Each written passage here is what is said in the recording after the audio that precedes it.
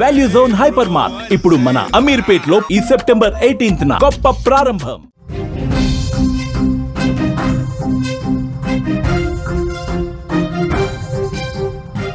అమెరికాలో పోలీసుల కాల్పుల్లో తెలంగాణ యువకుడు మృతి చెందాడు. సెప్టెంబర్ 3వ తేదీన తన రూమ్మేట్తో గొడవ జరిగింది.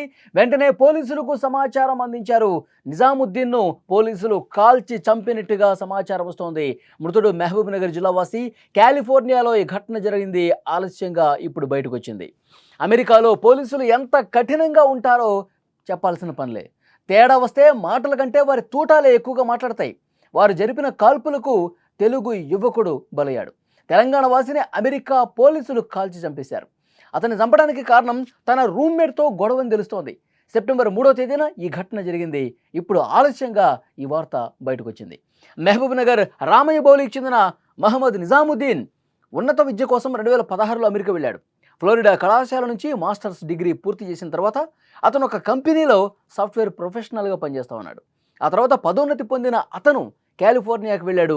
ఈ నెల 3వ తేదీన అతడి రూమ్మేట్తో నిజాముద్దీన్కు గొడవ జరిగినట్టుగా సమాచారం ఉంది. దీంతో ఇరుగు పొరుగు వారి నుంచి పోలీసులకు డిస్టర్బ్ కాల్ వచ్చింది. ఘటనా స్థలానికి చేరుకున్న పోలీసులకు ఓ ఇంట్లో గొడవ జరుగుతున్నటువంటి శబ్దాలు వినిపించాయి. పోలీసులు తలుపులు బద్దలు కొట్టుకుని లోపలికి వెళ్ళి చూడగా నిజాముద్దీన్ తన రూమ్మేట్తో గొడవ పడతా ఉన్నాడు. మారణ ఆయుధాలతో దాడి చేసుకున్నట్టు గుర్తించారు. పోలీసులు చెప్పినా వినిపించకపోవడంతో కాల్పులు జరపగా నిజాముద్దీన్ అక్కడికక్కడే ప్రాణాలు కోల్పోయాడు. ఎయిర్ కండిషనర్ విషయంలో రూమ్మేట్తో జరిగినటువంటి గొడవ కారణంగా దాడి జరిగిందని మృతుడి బంధువు ఒకళ్ళు ఈ సమాచారం తెలుస్తోంది. ఈ ఘటన జరిగి 15 రోజులు కావస్తున్నా కుటుంబ సభ్యులకు మాత్రం ఆలస్యంగా తెలిసొచ్చింది. నిజాముద్దీన్ స్నేహితుడు తల్లిదండ్రులకు సమాచారం అందించాడు. కొడుకు మరణ వార్త విని ఆ తల్లిదండ్రులు కన్నీరు మున్నీరవుతున్నారు. తన కొడుకు మృతదేహాన్ని భారతదేశానికి తీసుకురావడానికి సాయం చేయాలని నిజాముద్దీన్ తండ్రి హసనుద్దీన్ కేంద్రానికి విజ్ఞప్తి చేశారు. ఈ మేరకు విదేశాంగ మంత్రి ఎస్ జైశంకర్కు ఒక లేఖ రాశారు. తెలంగాణ ప్రభుత్వాన్ని కూడా అభ్యర్థించారు. ప్రస్తుతం నిజాముద్దీన్ మృతదేహం కాలిఫోర్నియాలోని ఒక ఆసుపత్రిలో ఉంది. అయితే ఈ ఘటనకు సంబంధించి చాలామంది ఇంకా పూర్తి సమాచారం తెలియలేదు. అసలు వాస్తవ పరిస్థితులు ఏంటి, నిజంగా రూమ్మేట్తో గొడవే కారణమా లేకపోతే వేరే కారణాలు ఏవైనా ఉన్నాయా, ఇంకా పూర్తి స్థాయిలో అది అమెరికాలో జరిగింది కాబట్టి పూర్తి సమాచారం రావాల్సి ఉందని చెప్తున్నారు. నిజంగా గొడవ జరుగుతుంటే పోలీసులు అక్కడికి వెళ్ళి ఆపాలి. పోలీసులు ఆ గొడవను పూర్తిగా సద్దుమణిగేలా చేయాలి. పరిస్థితి శృతి మించితే పోలీసులు మ్యాన్ హ్యాండ్లింగ్ కూడా చేయొచ్చు అక్కడికి వెళ్ళి. కానీ కాల్చి చంపడం అనేది చాలా కర్కశంగా వ్యవహరించారు అని సమాచారం వస్తోంది.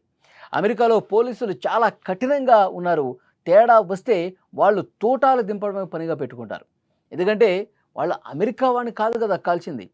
అమెరికా పౌరుడే అయితే వాళ్ళు కాల్చకపోయి ఉండొచ్చు అని చెప్పి అక్కడున్న మరికొంత తెలుగు వాళ్ళు కూడా మాట్లాడుతున్నటువంటి పరిస్థితి ఉంది. మన తెలుగువాడు కాబట్టి, మన తెలంగాణ రాష్ట్రానికి సంబంధించిన వ్యక్తి కాబట్టి వీళ్ళు గొడవ జరుగుతుంది, మనవాడు కాదు అన్న ఉద్దేశంతో కాల్ చేసుకుంటారు. వాళ్ళు కాల్చడం చాలా ఈజీగా మంచినీళ్ళు తాగినంత ఈజీగా వాళ్ళు మనుషుల్ని కాల్చి చంపేస్తూ ఉంటారు. దీన్ని చాలా సీరియస్గా తీసుకోవాల్సినటువంటి విషయం. మన ప్రధాని ఇక్కడ పాలకులతో మాట్లాడాల్సినటువంటి అవసరం ఉంది. మొన్న కూడా చంద్రమౌళి నాగమల్లయ్య అని చెప్పి ఒక వ్యక్తిని, మన భారతీయుడిని చాలా దారుణంగా తల నరికి చంపేసినటువంటి పరిస్థితి ఉంది. క్రైమ్ బాగా పెరుగుతుంది. ఒక పక్క పోలీసులు కూడా చట్టాన్ని పూర్తిగా అక్కడి చట్టాలకు అనుగుణంగా కాకుండా చట్టాన్ని చేతిలోకి తీసుకుని ఈ విధంగా కాలు చంపడం ఎంతవరకు సమంజసం అని కూడా మాట్లాడుతున్న పరిస్థితి ఉంది. సెప్టెంబర్ 3వ తేదీన ఈ ఘటన జరిగినట్టుగా తెలుస్తోంది. రూమ్మేట్తో గొడవ ఇది జరిగింది. ఇప్పుడు ఆలస్యంగా ఈ ఘటన వెలుగులోకి వచ్చినటువంటి పరిస్థితి ఉంది.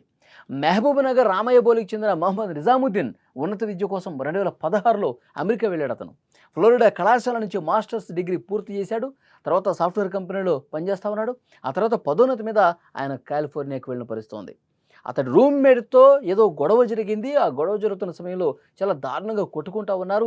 ప్రాణాలు పోగొట్టుకునే స్థాయిలో ఆ గొడవ జరుగుతున్నట్టుగా సమాచారం రావడంతో ఇరుగు పొరుగు వాళ్ళు పోలీసులకు ఇన్ఫర్మేషన్ ఉండడంతో వాళ్ళు వచ్చేసరికి ఆ గొడవ పడుతున్నటువంటి ఆ సీన్ చూసి వీళ్ళు కాల్చారు అని చెప్తా ఉన్నారు. మరి ఏం జరిగిందనేది వాస్తవాలు తెలియాల్సిన అవసరం ఉంది. ఈ కేసుకు సంబంధించి అక్కడ ప్రభుత్వం కూడా చాలా సీరియస్గా ఇన్వెస్టిగేట్ చేయాల్సిన అవసరం ఉంది.